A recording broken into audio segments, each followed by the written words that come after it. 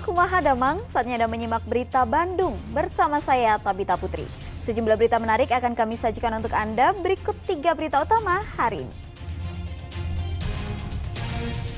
Diguyur hujan kurang dari 1 jam, sejumlah ruas jalan di Lembang, Bandung Barat Selasa malam terendam banjir. Pemprov Jabar tetapkan kenaikan upah minimum provinsi 2024 sebesar 3,57% atau Rp71.000 dibanding UMP tahun ini. Warga 3 desa di Sumedang yang rumahnya rusak akibat proyek tol Cisumdawu sudah 3 tahun belum juga mendapatkan ganti rugi dan relokasi.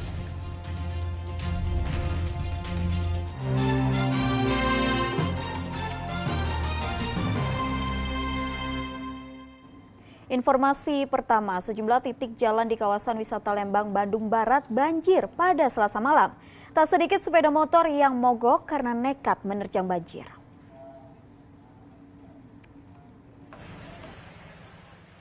Air dari drainase di Jalan Raya Panorama Lembang, Bandung Barat meluap membuat jalan utama penghubung di kota Bandung banjir dengan ketinggian 50 cm.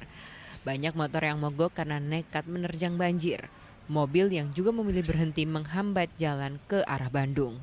Selain di daerah Panorama, banjir juga mengenangi Jalan Kayu Ambon dan Jalan Raya Cikole arah ke Subang. Ya kira-kira kalau di jalan ini sampai 50 cm ke atas.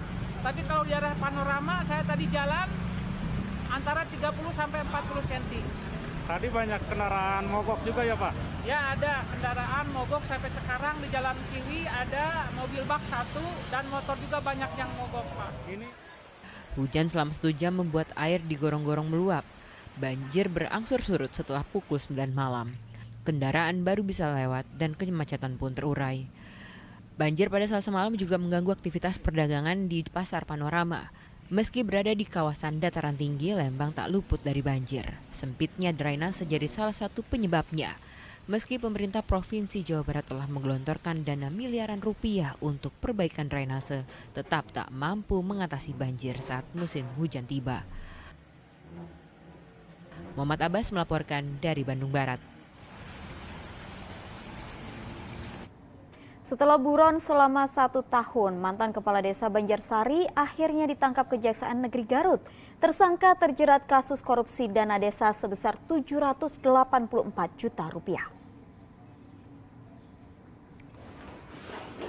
Inilah Kepala Desa Banjarsari, Kecamatan Bayongbong, Garut, Yolanda Oktavia, ditangkap setelah buron selama setahun sebagai tersangka kasus korupsi dana desa tahun 2022 sebesar Rp784 juta.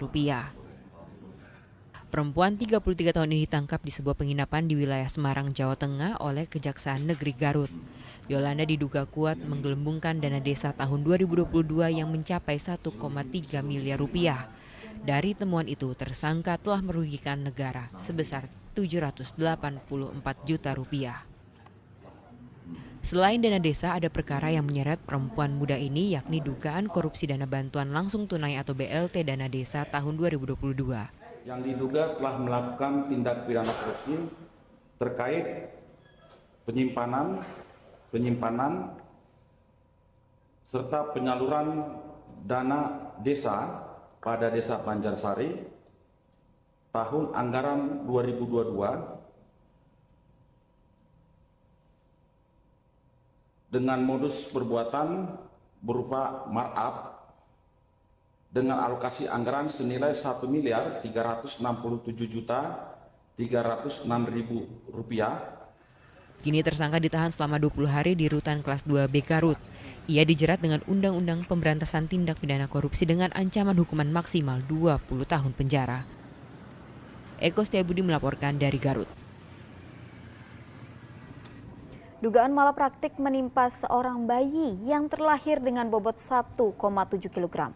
Keluarga mengatakan pihak klinik memperbolehkan bayi untuk pulang karena dinilai sehat. Namun belum ada 24 jam di rumah, bayi itu meninggal dunia.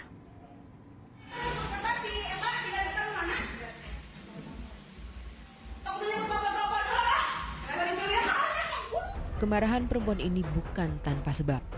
Ia kesal karena keponakannya yang baru 1 hari lahir di klinik di kawasan Bungursari meninggal setelah dibawa pulang.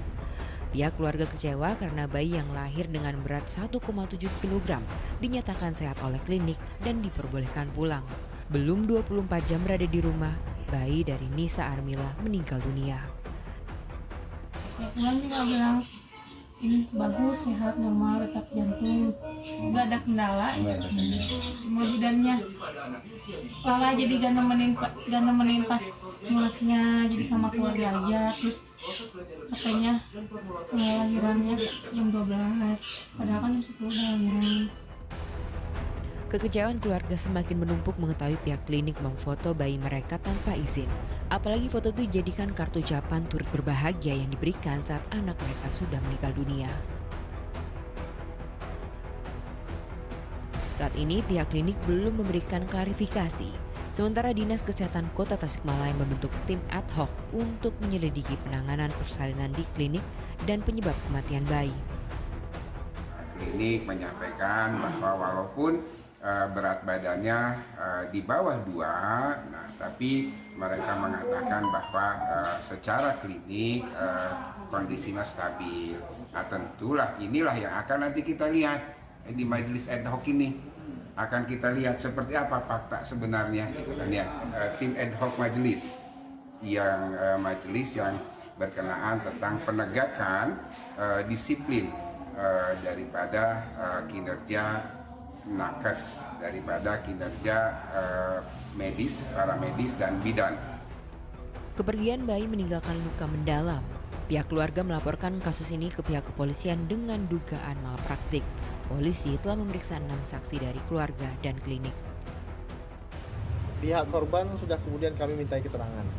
Beberapa tenaga medis di klinik tersebut juga kami mintai keterangan. Namun kegiatan penyelidikan masih kemudian terus berlangsung. Terkait dengan kegiatan penyelidikan tersebut, kami juga melakukan komunikasi yang cukup sering dengan pihak Dinas Kesehatan Kota Tasikmalaya. Itu belum dapat kemudian kami simpulkan karena kami harus kemudian mengumpulkan berbagai keterangan, termasuk juga dokumen-dokumen terkait dengan SOP penanganan lahirnya seorang bayi di klinik tersebut sesuai dengan dari sisi kacamata kesehatan. Proses penyelidikan masih berjalan. Dinas Kesehatan maupun polisi belum bisa menyimpulkan apakah ada unsur kelalaian dalam peristiwa ini. Eko Setiabudi melaporkan dari Kota Tasikmalaya. Masih dari Kota Tasikmalaya, pemerintah kota membongkar bangunan bekas terminal Cilembang. Pembongkaran atas permintaan masyarakat karena dinilai bekas terminal itu kerap disalahgunakan. Doa bersama ini sebagai awal pembongkaran bekas terminal Cilembang di Kota Tasikmalaya. Bangunan yang sudah lama tak berfungsi ini akhirnya dibongkar.